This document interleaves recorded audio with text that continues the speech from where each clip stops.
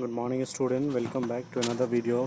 Here is the question and answer of economics chapter 2. Question number first is fill in the blanks using the correct options given in the bracket. Point 1 is employment in the service sector dash increase in the same extent as production. Has not. The correct answer is has not. Employment in the service sector has not increased to same extent as production. Okay.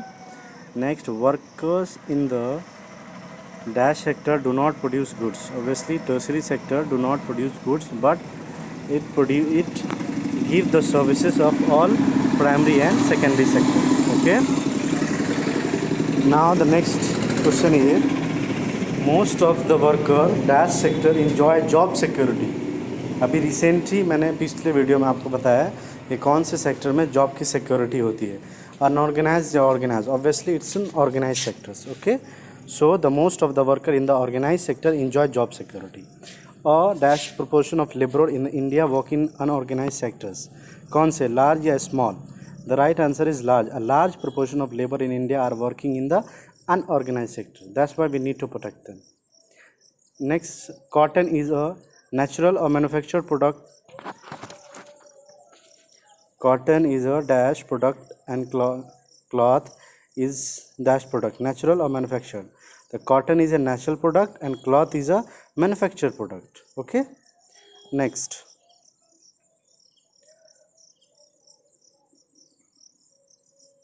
the activity in primary, secondary and tertiary sector are independent, interdependent. Obviously it's a interdependent. Interdependent का मतलब क्या, एक दूसरे के ऊपर dependent है. जैसे कि टर्शरी सेक्टर सर्विस प्रोवाइड करती है, किसकी service, for primary and secondary service sectors की. प्राइमरी सेक्टर्स आपको सर्विस प्रोवाइड कराती है किसी चीज़ के लिए. फॉर एग्जांपल प्राइमरी सेक्टर जैसे एग्रीकल्चर से रिलेटेड है, वो कोई गुड प्रोड्यूस करते हैं. फॉर एग्जांपल कोई हार्वेस्टिंग मशीन्स, ट्रैक्टर या कुछ भी ऐसा बनाती है, फर्टिलाइज़र, तो उसको चाहिए कि कोई ऐसा मीडियम हो जो ट्रांसपोर्ट करे, उनको पब्लिक तक पहुंचाए. उसके लिए क्या है, वो काम कौन करेगी, टर्शरी सेक्टर्स वाला. तो मतलब कि हर सेक्टर एक दूसरे के ऊपर डिपेंडेंट है. Okay, so the right answer is interdependent. The activity in primary, secondary and tertiary sector are interdependent. Next, question number 2, choose the most appropriate answer.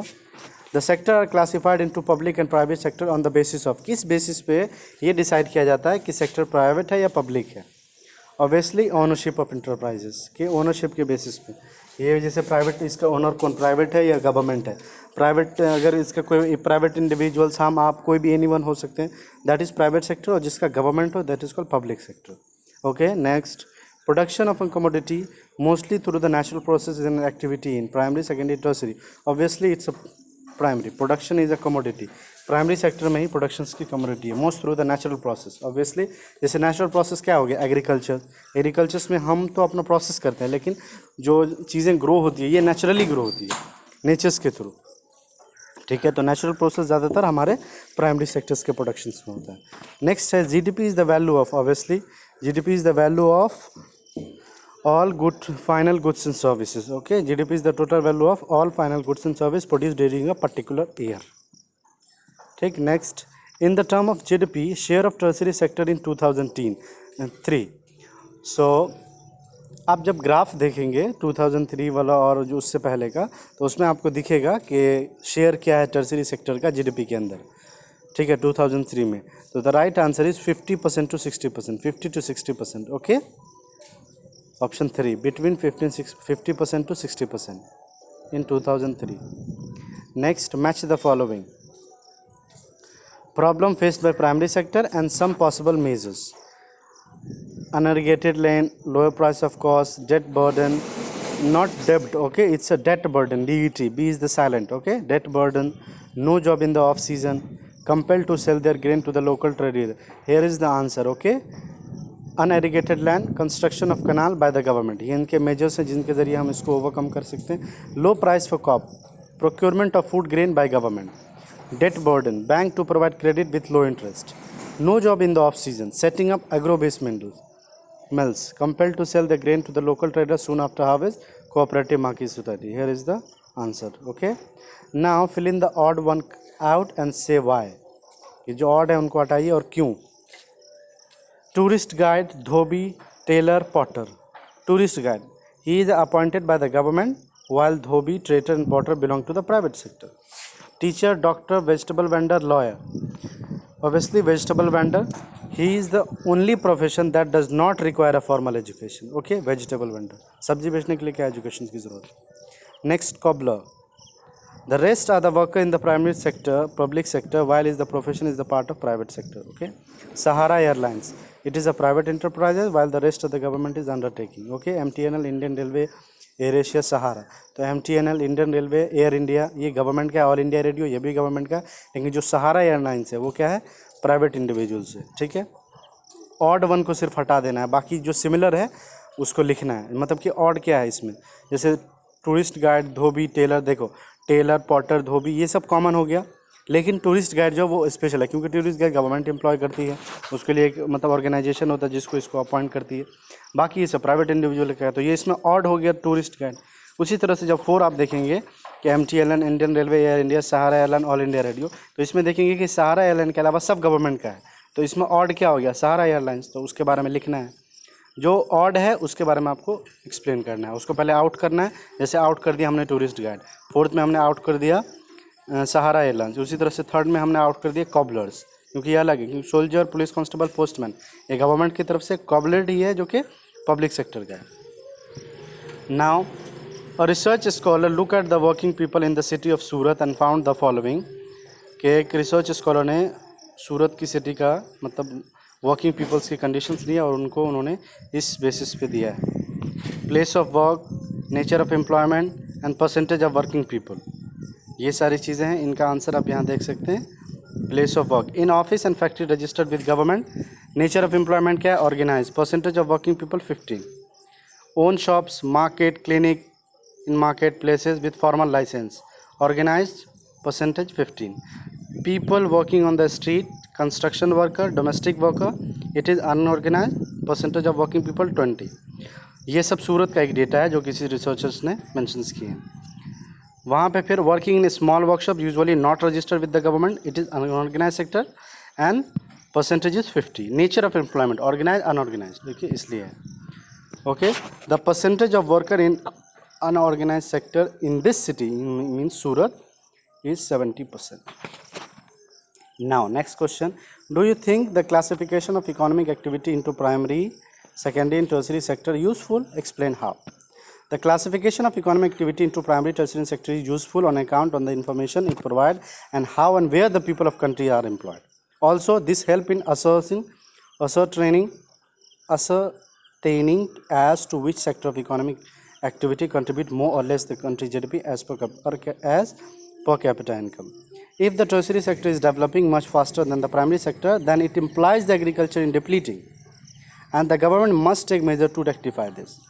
The knowledge that agriculture profession is becoming unpopular, regressive, can only one if we know which sector it belongs to. Hence, it is necessary to classify economic activity into these sector into smart economic administration development. देखो question basically क्या है कि आप do you think that classification of economic activity into primary, secondary, tertiary is useful, कि इसका classification करना ज़रूरी है.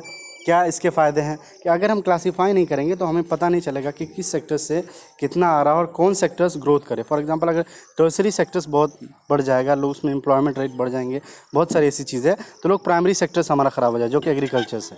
तो गवर्नमेंट को एक आइडिया लगेगा कि किस सेक्टर से कितनी इकॉनमी जनरेट होती है, कितने नंबर ऑफ पीपल एम्प्लॉयड है. तो इन सब को देख के वो क्या करेंगे कि प्राइमरी सेक्टर्स में, फॉर एग्जांपल अगर टर्सरी सेक्टर बढ़ जाता है, सेकेंडरी बढ़ रहा है, तो उसके अकॉर्डिंगली वो क्या करेंगे कि प्राइमरी को भी साइमल्टेनियसली बढ़ाएंगे, क्योंकि वो हमारा मेन सोर्स है. सबसे ज़्यादा इकोनॉमी जनरेट होती है प्राइमरी से. तो ये इसीलिए इसका क्लासिफिकेशन बहुत ज़रूरी होता है. Simple. Next, for each of sector means primary, secondary and tertiary that we come across in the chapter why should one focus on employment and GDP. ये सारे जो सेक्टर्स, ये सारे जो सर्विस है, इन सब में फोकस एम्प्लॉयमेंट और जीडीपी पे ही क्यों है. Could there be other issue which should be examine, कोई और भी इशू है जिसको एग्जामिन किया जा सकता है, डिस्कस कीजिए. For each of the sectors that we come across in chapter, one should focus on employment and GDP because these determine the size of country economy. ये इसलिए डिटरमाइन करते हैं क्योंकि ये कंट्री की इकोनॉमी को दर्शाता है कि क्या है. A focus of employment and GDP help determine two important things. The first, per capita income and productivity. ये एम्प्लॉयमेंट के ऊपर फोकस इसलिए देते हैं ताकि हमें ये पता चले पहले चीज़ कि पर कैपिटा इनकम और प्रोडक्टिविटी क्या है, कि कितने लोग हैं और उसके अकॉर्डिंगली प्रोडक्टिविटी हमारी क्या है. Hence, in each of three sectors, employment rate and status as well as its contribution to the GDP help us understand how that particular sector is functioning and what need to be done to initiate further growth. कि कैसे ये sector, कौन sector किस तरह से काम कर रहा है और किस सेक्टर में हमें ग्रोथ करने की ज़रूरत है, ये हम देख सकते हैं. Yes, the other issue which should be examine, हाँ कुछ और भी इशूज़ है जिसको हम एग्जामिन कर सकते हैं एम्प्लॉयमेंट और जीडीपी के अलावा. वो ये है कि balance regional development, equality in income, wealth among the people of country, how to eradicate poverty को हम कैसे इरेडिकेट कर सकते हैं, मॉडर्नाइजेशन ऑफ टेक्नोलॉजी, टेक्नोलॉजी में कैसे हम मॉडर्नाइजेशन ला सकते हैं, नए नए इक्विपमेंट, मॉडर्न टेक्नोलॉजीज़ के कैसे हम ला सकते हैं, ये सब चीज़ें जिस पे ध्यान देना हमें ज़रूरी है. उसके बाद self reliance of the country and how to achieve surplus food production in the country. Surplus food क्या, वो फूड जिसको हम मार्केट में सेलिंग करने के लिए बनाते हैं, not to consumes private. Next, how is the tertiary sector different from other sector, कि टर्सरी सेक्टर अदर सेक्टर से डिफरेंट क्यों है, कुछ एग्जांपल्स के साथ आप इलस्ट्रेट कीजिए. The tertiary sector different from one other two sector. This is because other two sector produce goods, but this sector does not produce goods by itself, but the activity under the sector help in the development of primary and secondary sector.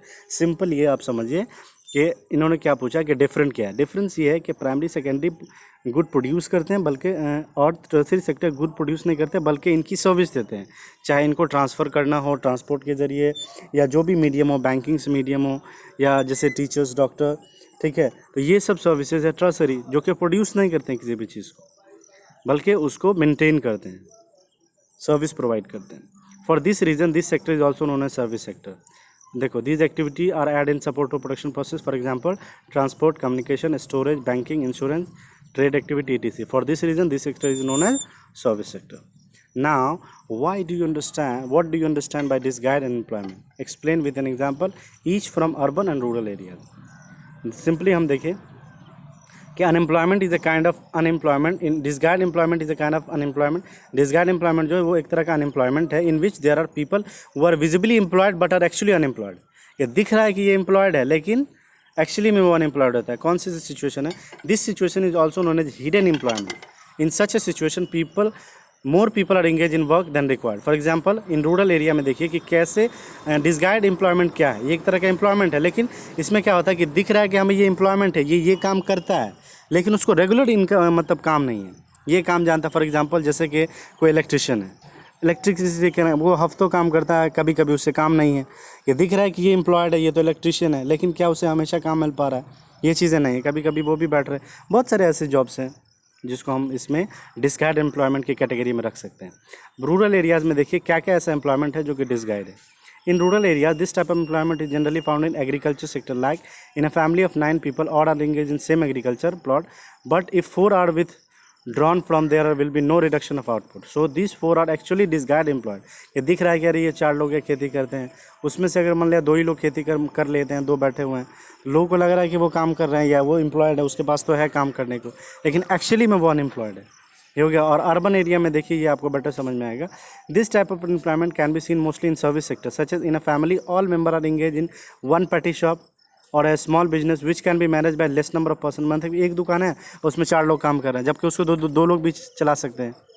तो दिख रहा है कि ये 4 लोग दुकान पे काम कर रहे हैं लेकिन एक्चुअली में 2 लोग ही इस काम को कर सकते हैं और 2 लोग एक तरह से अनएम्प्लॉयमेंट है नहीं है, इसलिए सब उसी में लगे हुए हैं. ये बात है कि कहीं पे 1%, 2%, 3% मिलकर काम कर सकते हैं लेकिन उसी की जगह ज़्यादा नंबर ऑफ़ एम्प्लॉयमेंट है क्योंकि उसको और अदर जॉब नहीं है तो वो सब मिलके उसी काम में बटाते हैं. ये इसको कहते हैं डिसगाइड अनएम्प्लॉयमेंट, यानी कि गाइड नहीं करता कि एम्प्लॉयमेंट है या नहीं है. Okay, now next what is open employment and what is disguised. Disguised हमने पढ़ा है, ओपन एम्प्लॉयमेंट इसमें दिया है, आप इसको देख लीजिए. Next, tertiary sector is not playing any significant role in the development of Indian economy. Do you agree? Give reason in support of your answer. Tertiary sector is not playing any significant role. कि क्या tertiary sector जो है वो एक significant role नहीं अदा कर रहा है in development of Indian economy? No, I do not agree with the statement that tertiary sector is not playing significant role in the development of Indian economy. The tertiary sector has contributed vastly to the Indian economy specially in last 2 decade. ये last 2 decades में जैसे हम लोगों ने देखा था 73, उसके बाद फिर अलग अलग ईयर्स में 2013-14 ये किस तरह से क्या क्या इम्प्रूव हुआ है, ये सब सारी चीज़ें. तो in the last decade in field of information technology has grown, पिछले दशकों में इंफॉर्मेशन टेक्नोलॉजी ग्रोथ हुई है and consequently GDP share of tertiary sector has grown around 40% as compared in 1973, जो कि 40% in 1973 and more than 50% in 2003. Okay, yeah. Next is service sector in India employ two different kind of people. Whose are these?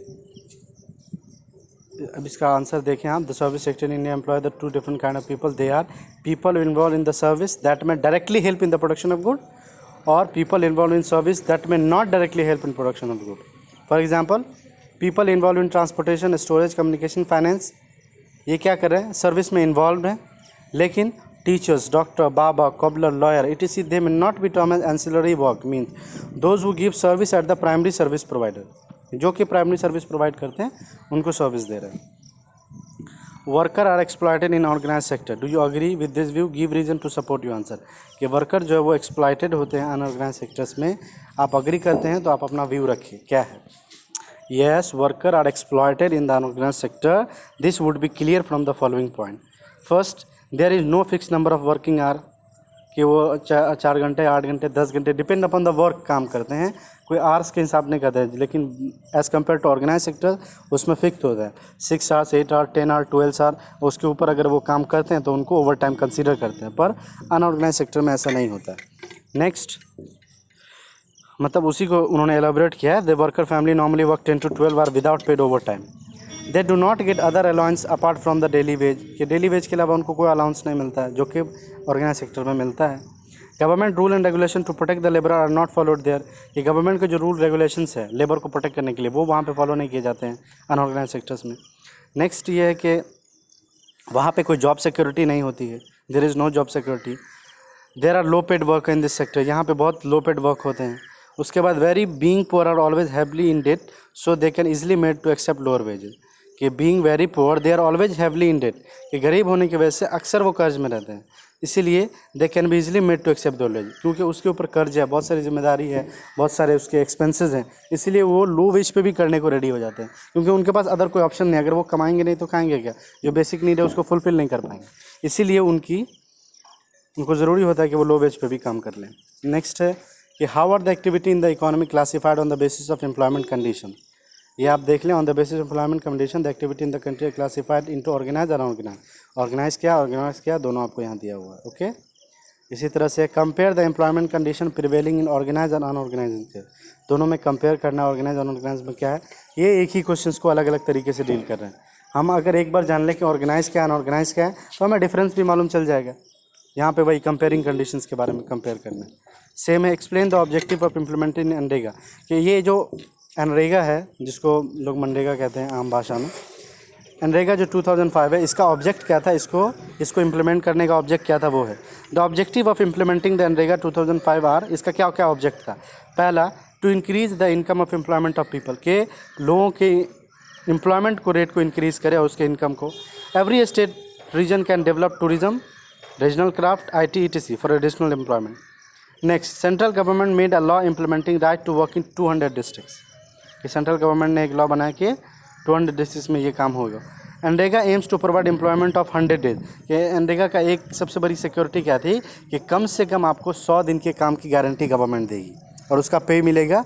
In case if it is fail to do, अगर वो ऐसा नहीं हो पाता है तो it will give unemployment allowance to the people. तो उसके बदले उसको वो जो अनएम्प्लॉयमेंट अलाउंस मिलता है गवर्नमेंट की तरफ से, जैसे ऑर्गेनाइज सेक्टर्स में आप काम करते हैं तो उसके साथ साथ सैलरी के अलावा कुछ अलाउंस भी मिलते हैं, लेकिन ऑर्गेनाइज में कोई अलाउंस नहीं मिलता. इसीलिए गवर्नमेंट ने जो एनरेगा स्कीम निकाला था 2005 में, उसका एम ये था कि कम से कम 100 दिन हम लोगों को जॉब देंगे, और इनकेस अगर इन 100 दिन में जॉब नहीं हो, कम 90 डेज ही जॉब होता है या 80 डेज ही जॉब होता है, तो ये 10 डेज़ या 20 डेज़ का अलाउंस आपको मिलेगा, जिसको अनएम्प्लॉयमेंट अलाउंस कहते हैं, वो आपको दिया जाएगा. तो ये ऑब्जेक्ट था एनरेगा को इम्प्लीमेंट करने का, जो कि 2005 में इस्टेब्लिश हुआ. उसके बाद है कि discuss and fill the following table, given one example each from your area. कि आपके एरिया में पब्लिक सेक्टर कौन सा है, प्राइवेट कौन सा है, और उसमें वेल मैनेज्ड ऑर्गेनाइजेशन कौन सा है और बैडली मैनेज ऑर्गेनाइजेशन कौन सा है. जैसे पब्लिक सेक्टर्स, जैसे कि हम लिख सकते हैं कि पब्लिक सेक्टर यानी कि सरकारी कौन ऐसी सर्विस है जो कि वेल मैनेज्ड है, और कौन ऐसा है जो बहुत बुरी तरह से बैडली मैनेज्ड है. आप बैडली मैनेज्ड के लिए हम ये कह सकते हैं सिंपली, करंट में जो गवर्नमेंट सर्विसेज हैं वो हमारे लिए जनरली कह सकते हैं कि हॉस्पिटल की सर्विस जो है वो बैड है, ठीक है। ट्रैफिक सर्विस हमारे यहाँ पे बहुत बैड है, जो गवर्नमेंट सर्विसेज है। जो ट्रैफिक तो एक सर्विस है, ऑर्गेनाइजेशन नहीं है, लेकिन ऑर्गेनाइजेशन हो गया आपको हॉस्पिटल है, स्कूल, ये दोनों बैड है। वेल मैनेज्ड ऑर्गेनाइजेशन तो हमें कुछ दिखता ही नहीं है अपने एरियाज़ में, गवर्नमेंट की ऐसी कोई ऑर्गेनाइजेशन जो वेल मैनेजमेंट हो, कुछ नहीं है। प्राइवेट सेक्टर्स में कह सकते हैं बहुत सारी ऐसी चीज़ें जो वेल ऑर्गेनाइज्ड है, कुछ बैडली ऑर्गेनाइज्ड है। जैसे आप देखो एग्जाम्पल इन्होंने दिल्ली का दे दिया है पब्लिक सेक्टर में, कि दिल्ली मेट्रो जो है वेल ऑर्गेनाइज्ड है और एयर इंडिया बैडली ऑर्गेनाइज्ड है। उसी तरह से प्राइवेट सेक्टर में रिलायंस मोबाइल वेल ऑर्गेनाइज्ड है, Satyam communication badly organised. Next, give a few example of public sector activities and explain why the government has taken them up. के फिर एग्जांपल देना है कुछ प्राइवेट पब्लिक सेक्टर्स एक्टिविटीज़ के, और ये बताना है कि why the government has taken them up, कि गवर्नमेंट इसको अप यानी अप क्यों करना चाहती है। A few example of public sector activities are provision of water provide करना, इलेक्ट्रिसिटी प्रोवाइड करना, सब मोड ऑफ ट्रांसपोर्ट, कुछ ट्रांसपोर्ट के मोड लाइक बसेस, रेलवे, एरेजी। The government has taken these up because water and power needed by everyone. ये क्यों improve करें, क्योंकि पानी और बिजली इसकी ज़रूरत हर किसी को पड़ती है, ठीक है। If the work is providing electricity and water is left to private enterprise, अगर पानी और वो इलेक्ट्रिसिटी नहीं हो तो बहुत सारे प्राइवेट इंटरप्राइज जो कि अपना काम नहीं कर पाएगी। Later might exploit this opportunity to sell this rate which masses can not afford, उस रेट में उसको वो अपॉर्चुनिटी प्रोवाइड करना जिसमें वो अफोर्ड नहीं कर सके, यानी कि लो रेट्स में जिसमें वो अफोर्ड करे। Hence, to ensure the basic amenities like water, power available for all, the government supply these at low and affordable rate. Okay. Next is explain how public sector contribute to economic development of the nation. ये आप देखिए कि in the following way public sector contribute to the economic development of the nation. उसके बाद ये answer है, आप इसको देखिए, कोई डाउट हो तो आप हमसे पूछ सकते हैं। सेम लाइक 22, 23 बहुत इजी है, इसको देख लो, घबराना नहीं है, ये बहुत अच्छी चीज़ है। एक एग्जांपल से आपको मतलब एक तरह के समझो ये न्यूमेरिकल हो गया। A study in Ahmedabad found that out of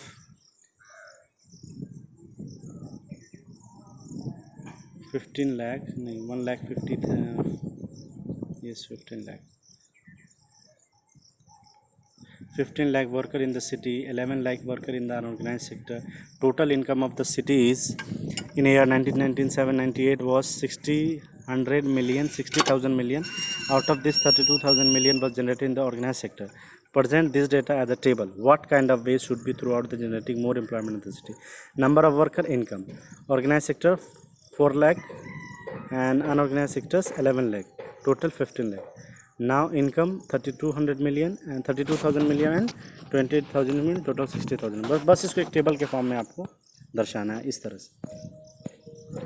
and next is the following table gives the GDP in rupees crore by 3 sector. 1950 में तीनों सेक्टर्स की क्या क्या जीडीपी थी उसको लिखिए करोड़ की वैल्यू में, और 2000 में क्या था वो यहाँ पे लिखा हुआ है, ये दिया हुआ है, ठीक है। फॉर एग्जाम्पल ये एग्जाम्पल है, ये बहुत इंपॉर्टेंट क्वेश्चन है, रिमेंबर दैट। क्वेश्चन नंबर 24 है कि एक टेबल आपको दिया गया जिसमें जीडीपी रुपये में दिया गया कि 1950 में प्राइमरी सेक्टर की जो जीडीपी थी वो 80,000 करोड़, सेकेंडरी में 19,000 एंड टर्सरी में 39,000 करोड़। सेम एज 2003 में ये डेटा दिया है। इसमें आपको क्या क्या कैलकुलेट करना है, पहली चीज़ कैलकुलेट करनी है कि calculate the share of 3 sector in GDP of 1950। ये दोनों जो जीडीपी है 1950 और 2000 की, इसका आपको शेयर निकालना है। तो शेयर निकालने का तरीका क्या है कि 1950 प्राइमरी सेक्टर में 57.97%, सेकेंडरी सेक्टर इतना और टर्सरी सेक्टर इतना। ये एक टेबल होता है जिसके ज़रिए हम इसको फाइंड करते हैं कि प्राइमरी सेक्टर प्लस, इसका एक टेबल है, मैं आपको बताता हूँ किस तरह से इसको कैलकुलेट करते हैं, primary secondary and tertiary sectors का। इसका टेबल है कि जीडीपी के प्राइमरी सेक्टर्स की इनकम प्लस, अच्छा शेयर निकालना है। शेयर में क्या है कि हम तीनों सेक्टर्स को ऐड करते हैं, ठीक है, यानी 80,000, 19,000 एंड 39,000 1950 का तीनों सेक्टर्स को ऐड कीजिए, उसके बाद फिर उसको डिवाइड करना होता है 100 से, तो उसका परसेंटेज निकल जाता है, ठीक। सेम इसी तरह से आप दूसरा क्या शो करना है, show the data as bar diagram similar to graph 2 in this chapter.